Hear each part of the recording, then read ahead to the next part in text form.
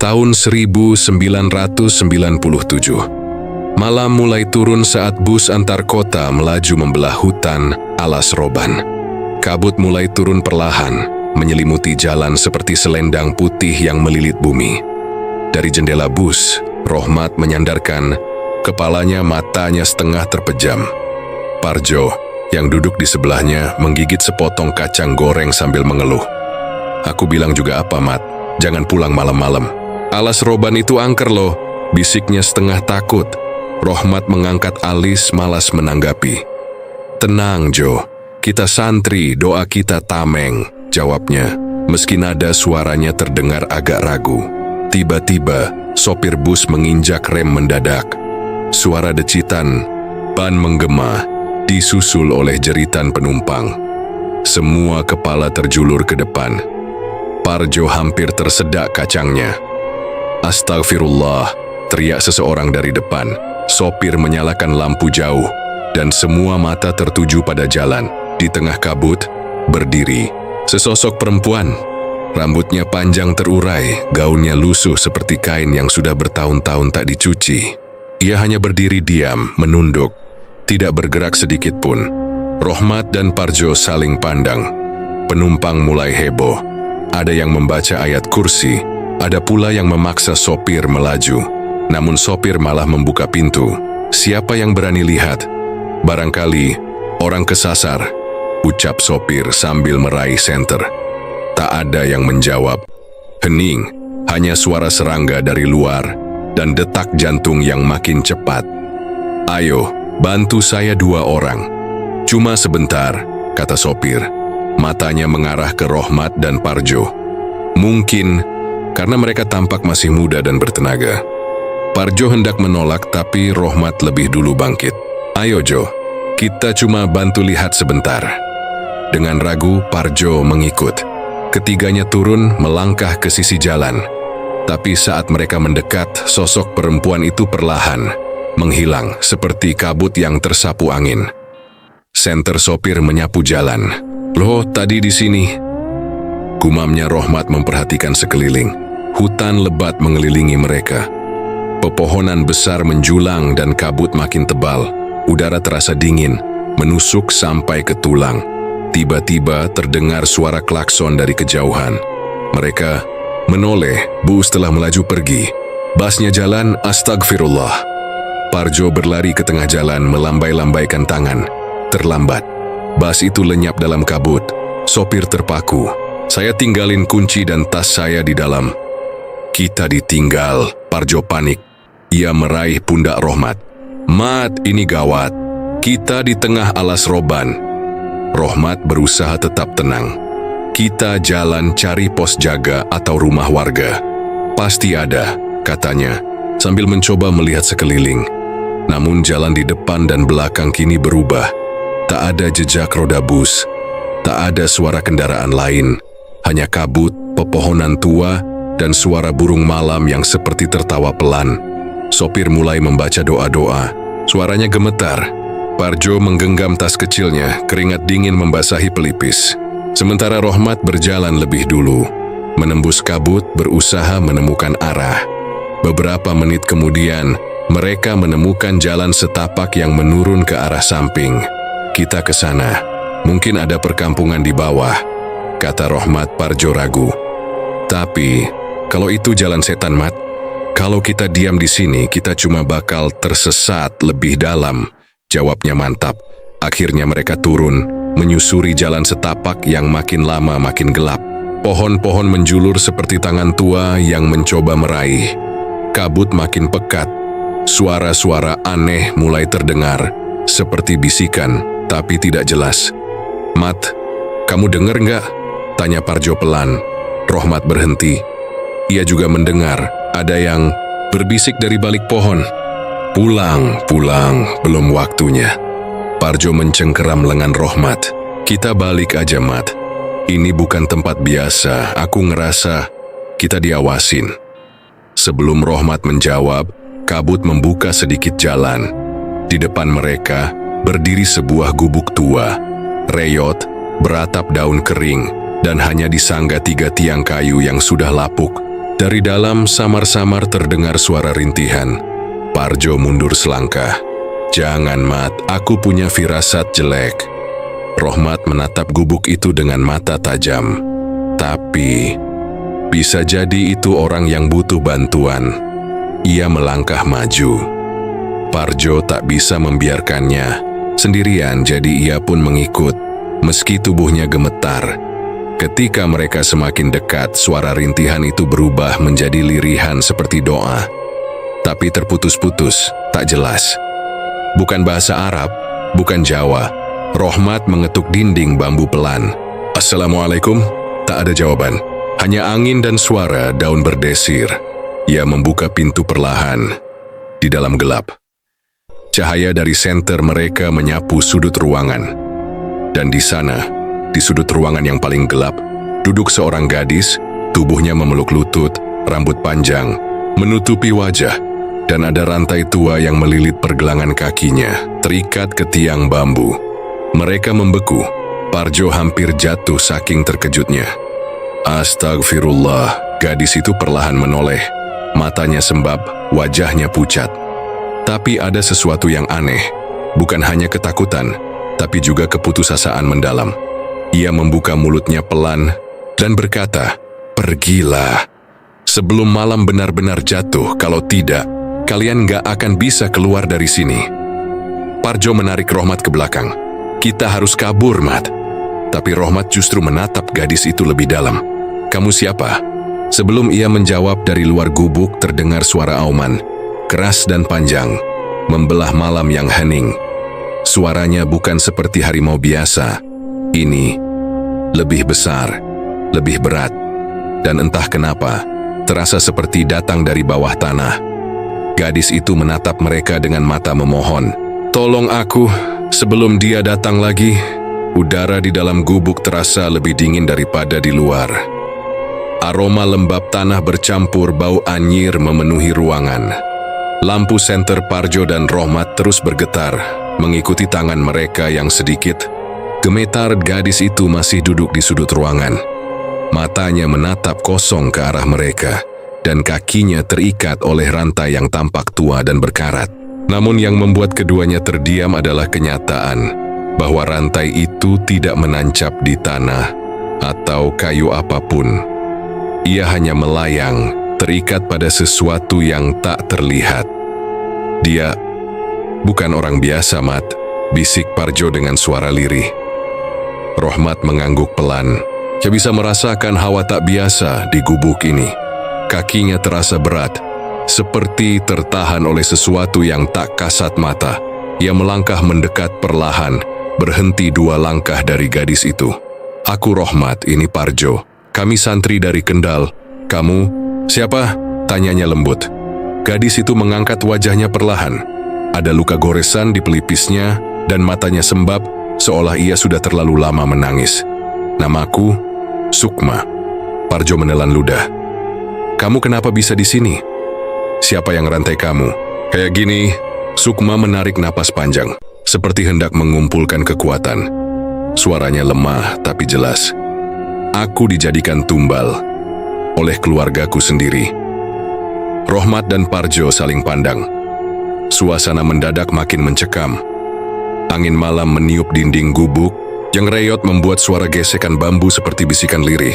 "Apa maksudmu dijadikan tumbal?" tanya Rohmat. Nada suaranya cemas namun tetap tenang. Sukma menunduk.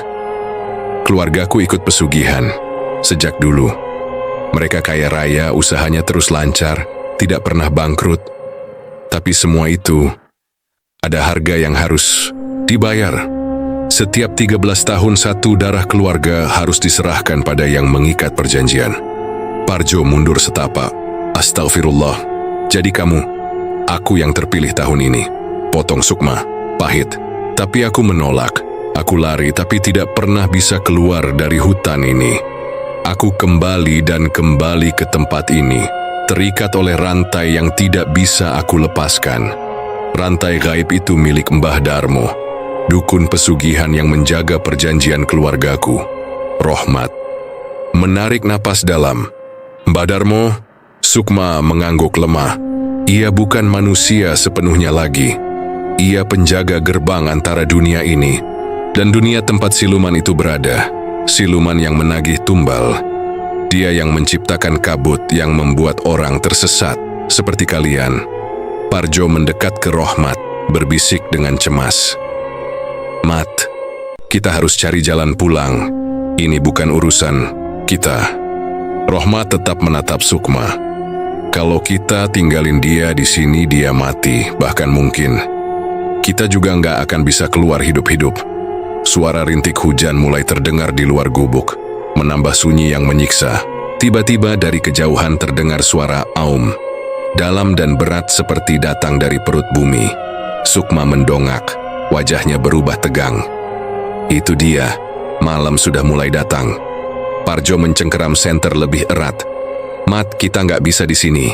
Ayo kita keluar sekarang. Tidak, seru Sukma. Kalian keluar sekarang pun tidak akan bisa kembali ke jalan semula. Alas Roban tidak akan melepaskan siapapun yang telah masuk ke tempat ini. Apalagi setelah melihatku. Keduanya membeku. Dia sudah menandai kalian. Lanjut Sukma pelan. Suara auman itu tanda bahwa malam tumbal sudah mendekat. Dan kini, kalian juga menjadi bagian dari perjanjiannya. Suara aum siu kembali terdengar. Kali ini lebih dekat. Gubuk bergetar halus, dinding bambu bergoyang, dan udara mendadak jadi pengap. Parjo mulai membaca ayat kursi dengan suara gemetar. Rohmat mencoba berpikir, kalau kamu tahu tentang ini semua, pasti kamu tahu cara keluar dari sini. Sukma menggeleng. Tidak semudah itu. Kalian harus menunggu hingga malam penuh lewat, dan tetap hidup sampai fajar. Jika bisa bertahan sampai ayam pertama berkokok, maka kalian bisa keluar dari batas gaib hutan ini. Dan kalau tidak, tanya Parjo, meski ia sudah tahu jawabannya, kalian akan lenyap atau menjadi tumbal pengganti. Suara auman ketiga terdengar. Kali ini seperti berputar mengelilingi gubuk. Dari sela-sela dinding bambu, Rohmat bisa melihat kabut yang lebih tebal melingkupi luar. Seolah seluruh dunia sedang ditelan oleh awan putih kotor. Sukma menunduk lagi, menggigil. Dia sedang mencari lubang untuk masuk ke sini. Rohmat segera duduk bersila, menarik napas, lalu mulai membaca hizib yang diajarkan kiainya, hizib Nashr. Suaranya tenang, meski jantungnya berpacu cepat. Parjo mengikuti, walau suaranya nyaris patah-patah. Bismillah, bismillah. Gubuk mulai bergetar lagi. Kali ini seperti ada sesuatu yang mengelilingi mereka. Langkah berat seperti cakar yang menyeret tanah, memutari dinding luar. Nafas Sukma semakin cepat. Kalau dia berhasil masuk, semua doa tidak akan cukup, katanya lirih. Yang bisa menahannya hanya yang belum ternoda oleh perjanjian. Rohmat membuka mata. Kamu, Sukma menatapnya, lalu mengangguk pelan. Tapi aku terikat, dan rantai ini terhubung pada siluman itu. Jika aku paksa lepas, dia akan tahu. Mereka bertiga saling berpandangan dalam hening. Waktu terasa berhenti. Di luar, suara langkah berhenti tepat di depan pintu. Sukma menatap pintu, lalu berkata pelan, kalian bisa bertahan, tapi mulai sekarang, jangan pernah percaya pada suara-suara di luar, apalagi jika itu suara orang yang kalian kenal. Rohmat menelan ludah. Parjo memegangi senter seperti senjata. Di luar, suara ketukan terdengar pelan. Toh, toh, toh. Lalu suara perempuan lembut penuh kasih. Rohmat, nak, ibu di luar. Buka pintunya, nak. Parjo mencengkeram lengan Rohmat. Mat, ibumu kan sudah wafat sejak kamu kecil. Pintu mulai bergerak sendiri. Sukma berteriak, jangan buka, jangan lihat. Rohmat dan Parjo menunduk dalam posisi doa, membaca sekuat tenaga. Pintu terbuka setengah, dan bayangan hitam melesat di luar, tapi tak bisa masuk. Suara itu berubah menjadi raungan. Dan malam baru saja dimulai. Angin malam makin kencang menerpa gubuk tua itu. Dinding bambu berderak seperti tulang-tulang renta yang merintih. Parjo meringkuk di pojok, memeluk lututnya, sementara Rohmat duduk, Bersila, matanya menatap ke arah Sukma yang masih dirantai di sudut ruangan. Di luar, suara-suara telah mereda. Tidak ada lagi ketukan, tidak ada lagi raungan. Hanya sunyi yang terasa menggantung. Sunyi yang tidak melegakan, tapi justru seperti pertanda bahwa sesuatu sedang menunggu. Mengintai. Sukma menarik napas panjang. Wajahnya sayu, tapi suaranya mulai lebih stabil. Kalian harus tahu semuanya supaya tidak salah melangkah. Tidak ada jalan keluar dari tempat ini jika kalian masih mengira ini hanya hutan biasa. Rohmat mengangguk. Ceritakan Sukma, kita akan dengarkan. Parjo hanya bergumam kecil, tapi ia tetap duduk dan menajamkan telinga. Sukma mulai bicara pelan-pelan, seperti menyingkap tirai masa lalu yang penuh luka. Dulu, aku tinggal di sebuah rumah besar di Pekalongan. Kami kaya, punya pabrik batik, sawah luas, toko emas, mobil mewah. Semua orang mengira kami keluarga yang diberkahi. Ia tersenyum miris. Tapi tidak ada yang tahu bahwa keberkahan itu berasal dari darah. Parjo mengerutkan dahi. Maksudmu, sejak awal keluargamu, sejak kakek buyutku, potong Sukma. Namanya Darmo Sentono. Orang-orang memanggilnya Mbah Darmo. Dulu ia hanya petani biasa, hidup pas-pasan. Sampai suatu malam ia pergi ke Alas Roban. Katanya ia mendapat petunjuk dari mimpi. Sukma menatap Rohmat dan Parjo dalam-dalam. Ia membuat perjanjian dengan Singgodugo, makhluk dari alam lain, siluman yang bisa memberi kekayaan dan pengaruh. Tapi syaratnya satu, tumbal dari darah sendiri setiap 13 tahun. Harus anak kandung, cucu, atau keponakan yang satu darah. Rohmat bergumam pelan. Astagfirullah. Sukma melanjutkan. Perjanjian itu diturunkan dari generasi ke generasi. Sebanyak pun yang mewarisi kekayaan keluarga harus menyetujui syaratnya. Kakak-kakak dan paman-pamanku meneruskan. Mereka seolah tak peduli. Mereka melihat tumbal itu sebagai pengorbanan kecil demi kejayaan keluarga. Parjo mencibir. Pengorbanan kecil, gila. Aku satu-satunya yang menolak, lanjut Sukma. Suaranya mulai bergetar. Tahun ini waktunya tiba lagi. Aku adalah tumbal terakhir sebelum siklus perjanjian ditutup. Kalau aku diserahkan, keluarga kami akan bebas dari tuntutan siluman itu. Tidak perlu memberi tumbal lagi selamanya. Tapi kamu menolak. Tebak. Rohmat. Sukma mengangguk. Aku lari. Kukira bisa sembunyi, pergi sejauh mungkin. Tapi mereka punya caranya. Rantai ini, ia menepuk rantai gaib yang melilit kakinya. Adalah ikatan antara aku dan perjanjian. Rantai ini bukan logam, ini wiji perjanjian. Semacam jimat gaib yang ditanam sejak aku lahir. Jika saatnya tiba dan aku menolak, rantai ini akan membawaku ke tempat ini. Ke pusat kekuatan Mbah Darmo. Parjo terlihat semakin pucat. Jadi kamu memang ditarik langsung ke sini? Ya, jawab Sukma lirih. Dan begitu kalian menemukan aku, kalian juga ikut ditandai. Rohmat menarik napas pelan, matanya serius. Lalu kenapa kamu masih hidup? Bukankah siluman itu bisa langsung mengambilmu? Sukma memandang keluar, ke sela dinding bambu. Karena malam tumbal belum sempurna. Prosesnya bertahap. Ia harus hadir dalam wujudnya dan menyentuh tubuhku sendiri. Jika aku berhasil bertahan sampai fajar, perjanjiannya akan batal. Tapi kalau aku mati sebelum itu, atau jika kalian keluar meninggalkanku, perjanjiannya selesai. Darahku akan membebaskan seluruh keris keluarga.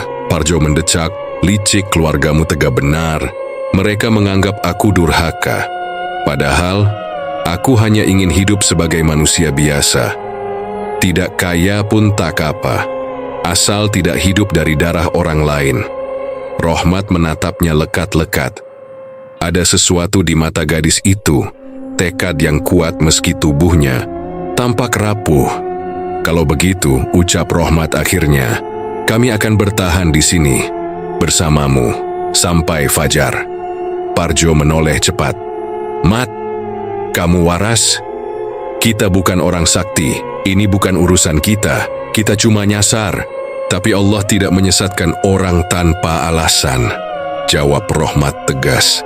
Mungkin kita kesini memang untuk menolong dia. Sukma memandang mereka dengan mata berkaca-kaca. Kalau kalian benar-benar tinggal, kalian harus tahu satu hal lagi. Apa? Itu? Tanya Parjo masih gusar. Siluman itu tidak datang sendiri. Ia membawa penggoda. Makhluk-makhluk kecil yang menyamar sebagai orang-orang yang kalian kenal. Mereka akan mencoba memisahkan kita, menyeret kalian keluar. Parjo mendesah berat. Lagi-lagi makhluk halus. Kalau salah satu dari kalian keluar dari si batas gubuk, dia akan diambil. Dan yang tertinggal akan menjadi tumbal pengganti. Rohmat mengangguk mantap. Kami tidak akan keluar. Parjo masih tampak ragu, tapi akhirnya ia duduk kembali.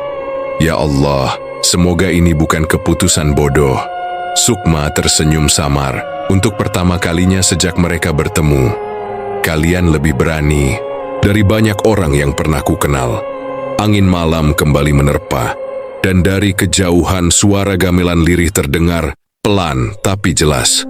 Suara yang tak wajar untuk hutan belantara. Nada-nadanya pelan namun menakutkan. Apa itu? Tanya Parjo sambil mendekap tubuhnya.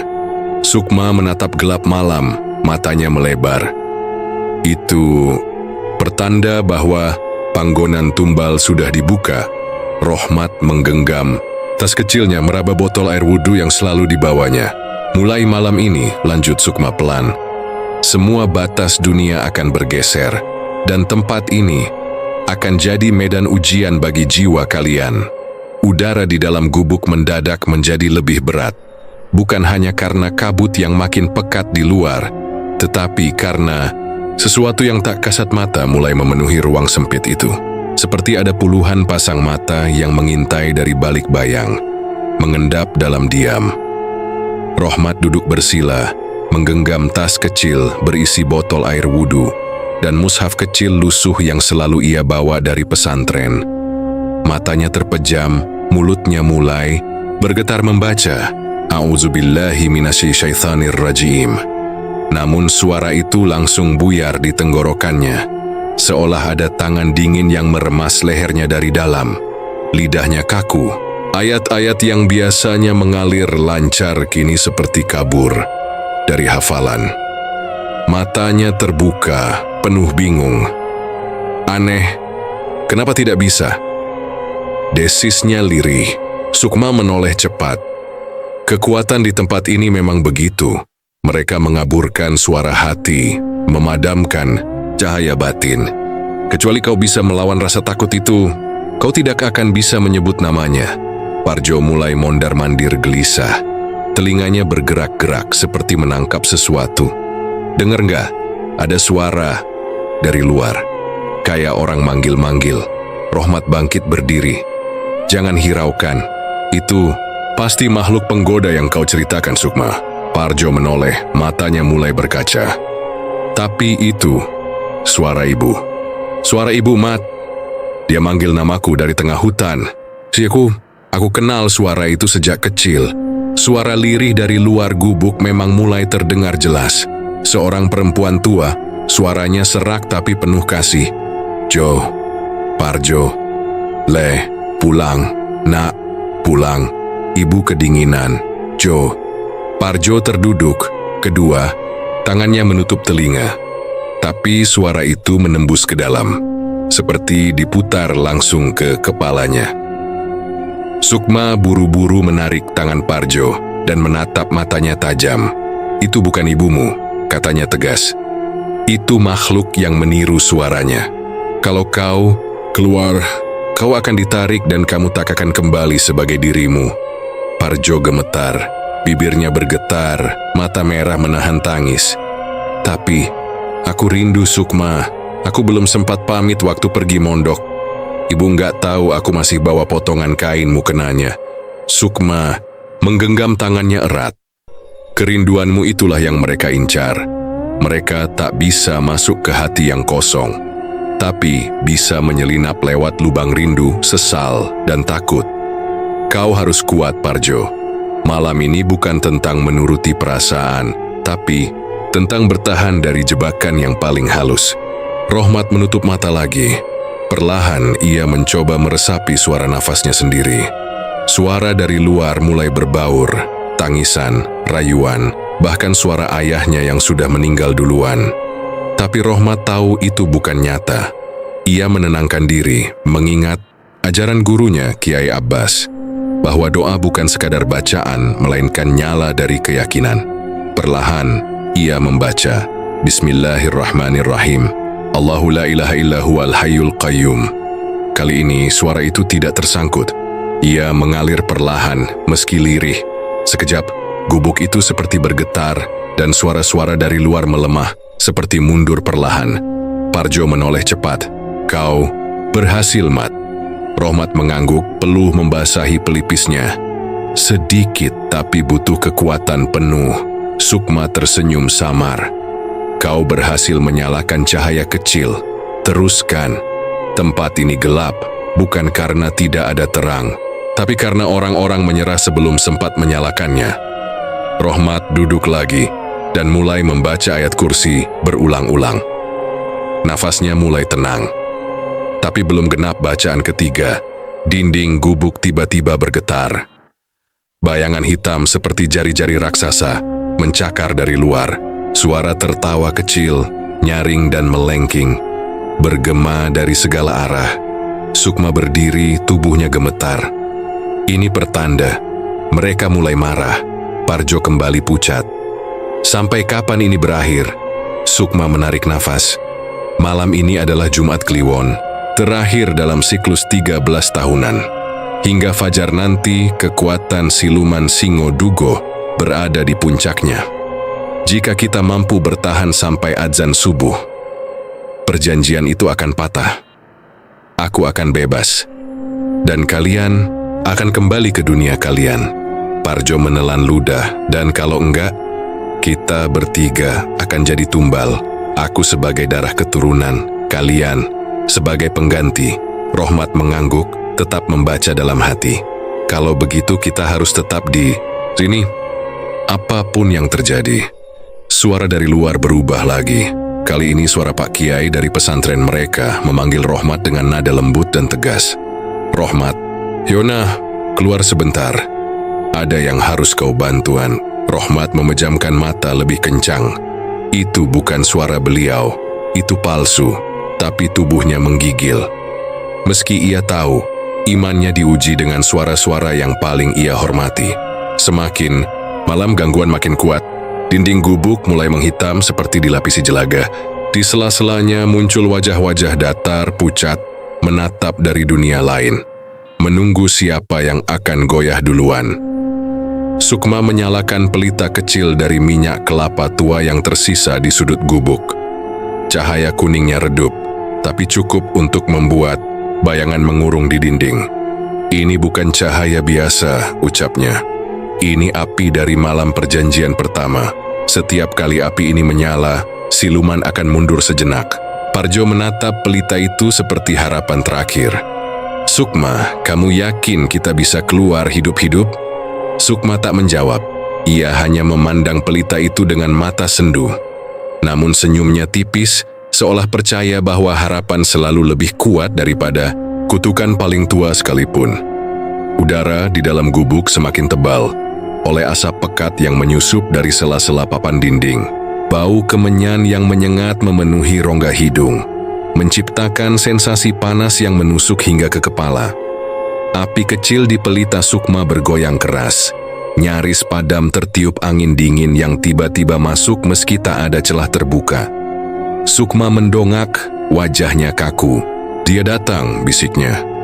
Tak lama kemudian terdengar langkah kaki, pelan berat, seperti menyeret tubuh yang sudah lama membusuk. Dari balik kabut yang menyelusup ke dalam gubuk, muncul sosok Mbah Darmo. Ia tak tampak seperti manusia seutuhnya. Wajahnya seperti lilin tua yang mencair, mata putih seluruhnya, dan jubah kelabu yang penuh bercak darah kering. Di belakangnya berbaris para pelaku pesugihan, laki-laki dan perempuan dengan kulit pucat kehijauan, mata kosong, dan mulut menganga memamerkan gigi yang menghitam. Mereka seperti mayat hidup, terjebak antara dunia fana dan dunia siluman. Waktunya, tiba ucap Mbah Darmo. Suaranya serak seperti dari perut bumi. Tumbal harus genap, atau darah akan ditarik dari akar keturunan, dan siapapun yang mencoba menghalangi. Dari tanah gubuk yang sebelumnya keras dan kering, kini merekah celah-celah merah menyala seperti luka terbuka. Asap hitam menggumpal, keluar darinya, lalu membentuk sosok besar. Seekor macan hitam raksasa, tubuhnya setinggi atap gubuk, dengan sorot mata merah membara. Itu dia. Singodugo, pakai siluman penjaga perjanjian pesugihan. Aumannya mengguncang tanah. Seketika dinding gubuk terbelah, menyisakan hanya lantai dan tiang kayu reot. Angin memutar di sekeliling mereka, membawa jeritan-jeritan dari suara yang entah berasal dari mana. Rohmat berdiri gemetar namun tegak.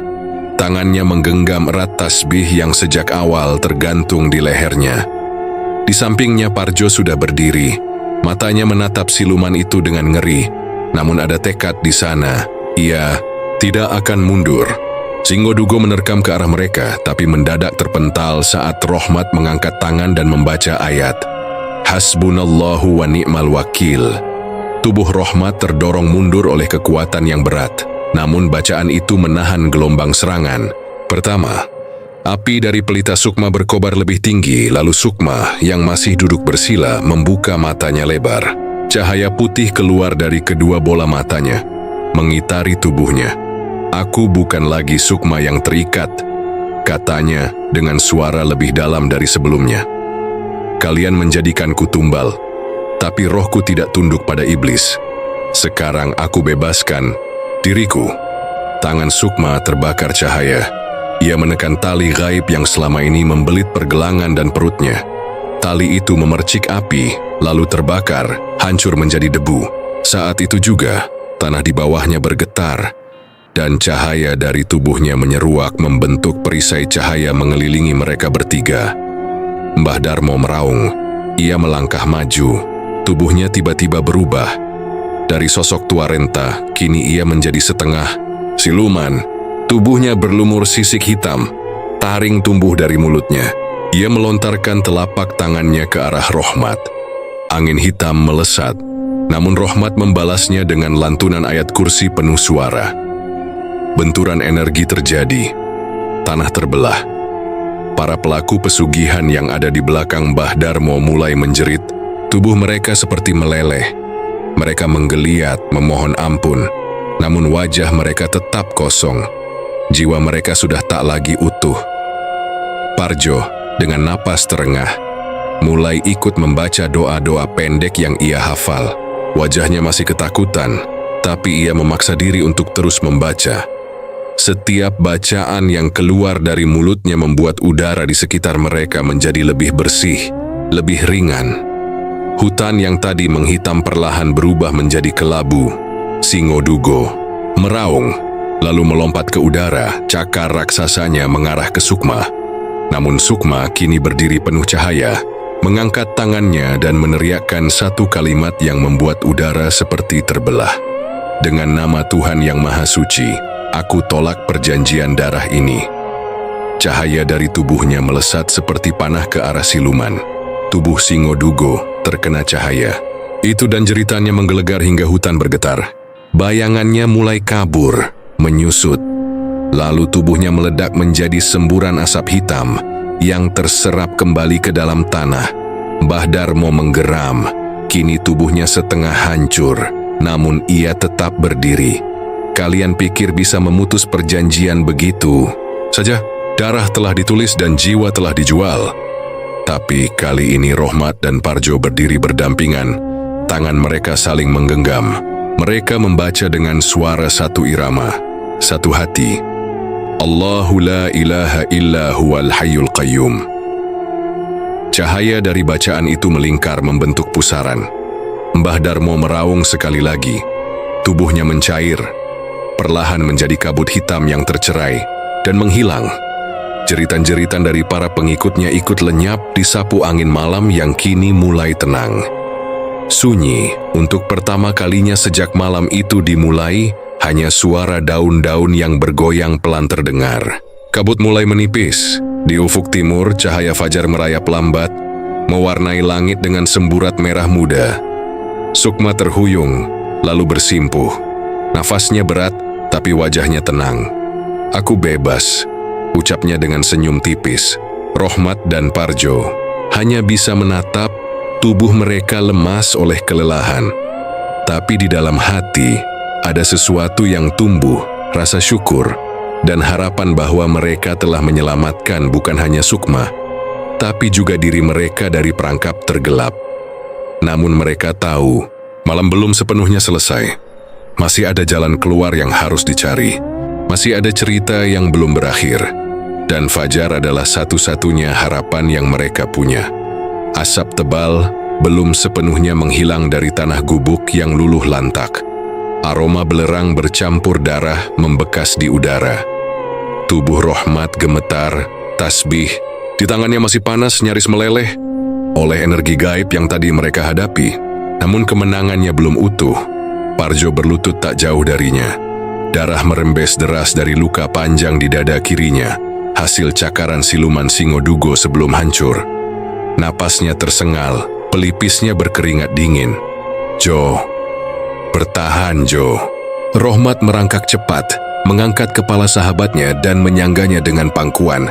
"Jangan tidur dulu. Ayo baca istighfar, ayo." Parjo tersenyum miris menahan sakit. "Mat, kalau aku mati, jangan nangis di pemakaman. Malu sama anak-anak pondok." Gumamnya, mencoba bercanda, tapi ujung bibirnya bergetar menahan. "Nyeri, jangan ngomong gitu Jo, Allah belum panggil kau." Rohmat menekan luka dengan kain sorbannya, suaranya serak bercampur panik. Tapi di balik kepanikannya, bibirnya tetap komat kamit. Ayat-ayat Al-Quran terus dilantunkan, pelan menyusup ke antara dengusan napas yang berat. Dari tengah puing dan tanah yang masih hangus, sosok Sukma berdiri terpaku. Tubuhnya mulai berpendar, seperti kabut yang perlahan kehilangan bentuk. Wajahnya tenang tapi ada rasa pilu yang tak dapat disembunyikan. "Aku tidak bisa ikut kalian," katanya dengan suara lembut. "Tubuhku bukan lagi bagian dari dunia kalian. Perjanjiannya terlalu lama mengikatku. Meskipun tali gaib telah kau bakar, jiwaku masih terperangkap." Rohmat menoleh, matanya membelalak. "Tidak, kau bebas Sukma. Kita sudah hancurkan Mbah Darmo, kita sudah kalahkan siluman itu." Sukma tersenyum. "Mereka hancur karena kalian, tapi aku telah terlalu lama menjadi bagian dari perjanjian. Tubuhku di dunia ini hanyalah cangkang. Yang kalian lihat sekarang hanyalah bayangan rohku yang tertahan di antara dunia dan akhirat." Rohmat meremas tasbih di tangannya. "Tidak. Masih ada satu jalan." Ia mengingat sesuatu. Dari kitab kuning di pesantren tempat ia menimba. Ilmu tentang si Hizib Bahrung. Hizib pelindung laut dan penjaga perjalanan antara dua alam. Ia tahu bacaan itu bisa memisahkan atau menyambungkan. Tapi juga bisa mengorbankan siapapun yang tidak siap secara batin. Tanpa pikir panjang, ia duduk bersila, menutup mata. Di tengah reruntuhan cahaya dari fajar yang mulai muncul di balik, pepohonan menyinari wajahnya. Ia mulai membaca Hizib Bahr, nadanya berat, penuh tekanan. Bacaan panjang itu bukan sekadar hafalan, tapi harus dibaca dengan niat yang murni dan batin yang siap. Tubuh Rohmat perlahan bergetar. Udara di sekitar ikut berubah. Burung-burung yang tadinya mulai bersuara kembali tiba-tiba terdiam. Alam menyimak. Sukma menggeleng pelan. "Jangan Rohmat. Jika kau teruskan, jiwamu bisa robek. Dunia tidak akan menerima dua roh dalam satu tubuh." Namun Rohmat tidak berhenti. Di belakangnya Parjo membuka mata dengan susah payah. Melihat temannya bersimbah peluh. Matanya terpejam, mulutnya terus bergerak seakan menembus batas dunia. "Mat, berhenti. Cukup." Parjo berusaha mengangkat tangannya tapi hanya bisa meraba udara. Doa Rohmat sampai pada bagian akhir, puncak dari hizib yang menjadi jembatan dua alam. Tanah kembali bergetar, tapi tidak seperti sebelumnya. Kali ini getarannya lembut, mengalir seperti aliran air. Tubuh Sukma yang tadi hampir hilang mendadak menyala. Matanya membelalak. "Apa yang kau lakukan?" Suara Rohmat terdengar parau tapi tegas. "Aku tawarkan darahku untuk menebus perjanjianmu, tapi hanya jika Allah meridai. Kau belum sempat hidup sepenuhnya. Kau belum salah, tapi aku pernah ragu, aku pernah takut. Aku pernah menolak panggilan Allah." Sukma menggeleng. Air mata mulai mengalir dari sudut matanya. Tapi ia juga tahu, tidak ada cara lain. Jika tidak ada tumbal, maka jiwanya akan terus terjebak. Dan jika Rohmat bersedia menanggung, maka ia harus ikhlas kehilangan sebagian jiwanya selamanya. Tiba-tiba langit menggelap kembali. Walau fajar sudah muncul, tapi bukan kegelapan siluman, melainkan kegelapan dari pilihan yang besar. Cahaya putih membentuk lingkaran di antara mereka bertiga. Sukma meraih tangan Rohmat.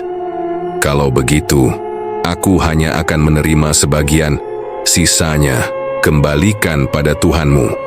Cahaya itu meledak. Rohmat jatuh tersungkur.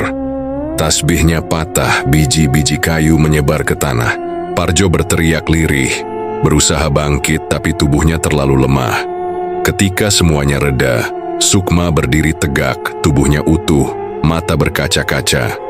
Ia kini sepenuhnya manusia, tapi Rohmat tak sadarkan diri. Darah menetes dari hidung dan telinganya. Parjo merangkak ke sampingnya. "Mat, bangun Mat, kau belum khatam ngajinya. Jangan tinggalkan aku sendirian." Rohmat membuka matanya perlahan. Senyum tipis muncul di wajahnya meski pucat. "Jo, kau masih hidup, ya?" Parjo mengangguk dengan mata sembab. "Kau juga?" Sukma duduk di samping mereka. Tangannya menggenggam tangan Rohmat. "Kau sudah menepus perjanjianku. Aku akan membawamu keluar dari tempat ini. Tapi kau harus berjanji, jangan pernah kembali." Rohmat menatap langit yang kembali. "Cerah, tidak akan. Tempat ini bukan untuk manusia." Dan di antara reruntuhan gubuk, kabut yang tersisa perlahan tersibak oleh cahaya pagi. 3 jiwa yang pernah hampir hilang kini memulai langkah baru. Tapi mereka tahu, bayangan masa lalu akan tetap membekas. Karena siapa yang pernah menyentuh dunia tumbal, tidak akan pernah sepenuhnya bersih darinya. Kabut pagi menyambut langkah Rohmat dan Parjo saat keluar dari batas terakhir alas roban. Tanah basah melekat di sarung mereka, dan napas keduanya berat, bukan hanya karena lelah, tapi karena meninggalkan sesuatu yang takkan pernah sama lagi. Langit mulai cerah, menyiratkan kehangatan setelah malam yang penuh kegelapan. Tapi Rohmat tahu, ada bekas luka yang tak terlihat oleh mata biasa. Parjo masih tertatih, baunya dibebat sobekan kain. Bekas cakaran siluman masih terasa panas. Namun ia tetap tersenyum, meski senyumnya lemah. "Mat, ini dunia kan?" Gumam Parjo dengan suara nyaris, seperti bisikan. Rohmat mengangguk pelan. "Iya Jo, dunia kita. Bukan lagi tempat tumbal, bukan lagi gubuk penuh kemenyan." Langkah mereka terhenti ketika sebuah mobil pikap tua berhenti di jalan kecil yang tak jauh dari sana. Seorang lelaki berkopiah putih turun tergopoh-gopoh. Usianya sekitar 60 tahun, jubah lusuhnya tertiup angin, namun sorot matanya tajam. "Kalian dari arah hutan?" Tanyanya lirih, seolah menimbang lebih dari sekadar pertanyaan biasa. Rohmat dan Parjo mengangguk perlahan. Ustaz tua itu mendekat, memandangi mereka dari atas ke bawah. Lalu tanpa banyak bicara, membacakan ayat ruqyah pelan.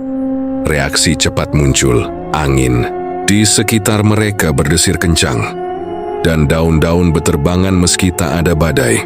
"Apa yang kalian lihat di sana?" tanya sang ustaz lagi lebih lembut, kini dengan tatapan penuh hibah.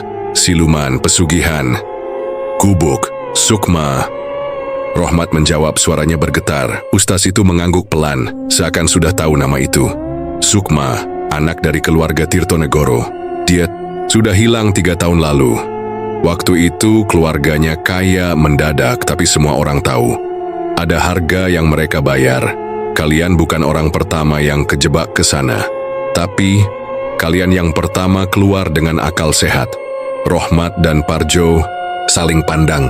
Lelah terasa semakin berat di pundak mereka. Ustaz itu membuka pintu pikap. Ayo ikut saya, kalian butuh istirahat.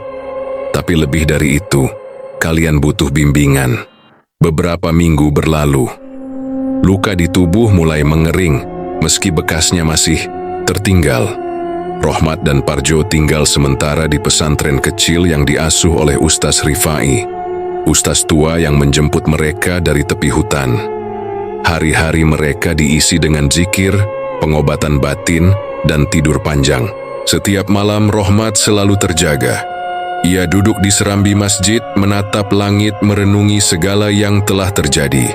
Namun ada satu malam yang tak pernah luput dari ketenangan itu, malam Jumat Kliwon. Pada malam itu, ketika angin berhembus, lebih dingin dari biasanya, Rohmat mendengar lantunan doa. Bukan dari radio, bukan dari mulut siapapun di pesantren, tapi dari arah timur, arah hutan, arah Alas Roban. Lantunan itu lembut, ayat-ayat pendek, seperti bisikan yang dituntun dengan haru. Kadang terdengar seperti suara Sukma, kadang seolah berasal dari hatinya sendiri. Tapi ia tahu, itu bukan halusinasi. Malam itu Ustaz Rifai ikut duduk di sebelahnya. Keduanya hanya diam, menikmati angin malam. Kau dengar juga, Ustaz?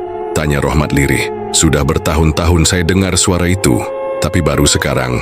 Dia lebih terang dan lembut, biasanya isinya jeritan, tangisan. Sekarang, doa, itu pertanda baik. Rohmat menunduk. Dia jadi penjaga? Bisa jadi, jawab Ustaz Rifai.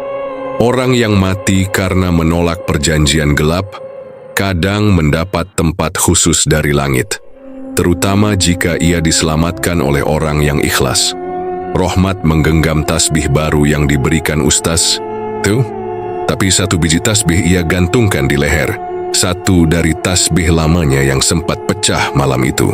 Sebagai pengingat, bukan hanya tentang horor yang mereka alami, tapi tentang keberanian dan pengorbanan. Parjo kini mulai sembuh. Ia tak lagi banyak bicara, tapi setiap kali dia menyebut nama Sukma, ia memejamkan mata dan tersenyum kecil. Dalam diamnya, ia membawa luka sekaligus rasa hormat. Mereka tahu tidak akan ada yang benar-benar percaya kisah mereka. Tapi itu tak penting. Dunia tidak butuh cerita mereka. Dunia hanya butuh doa mereka, agar tempat seperti Alas Roban tak kembali menelan jiwa. Beberapa bulan kemudian, Rohmat dan Parjo memutuskan untuk kembali ke pesantren asal mereka. Mereka berpamitan pada Ustaz Rifai dengan penuh rasa haru. Sebelum pergi, sang ustadz membekali mereka masing-masing dengan satu kitab kecil dan sepotong kayu cendana dari tanah dekat gubuk Sukma dulu berada. Simpan baik-baik, katanya.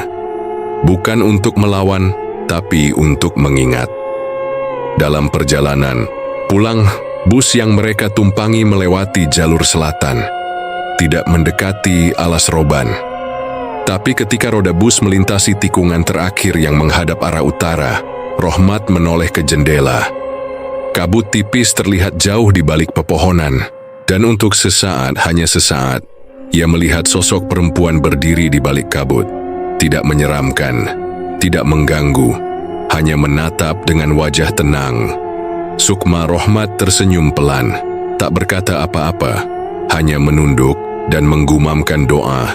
Dalam hati, kini jalan pulang mereka bukan sekadar perjalanan kembali ke rumah, tapi juga perjalanan menuju makna baru, bahwa hidup bukan tentang siapa yang menghindari kegelapan, tapi siapa yang berani masuk ke dalamnya dan keluar dengan cahaya tamat.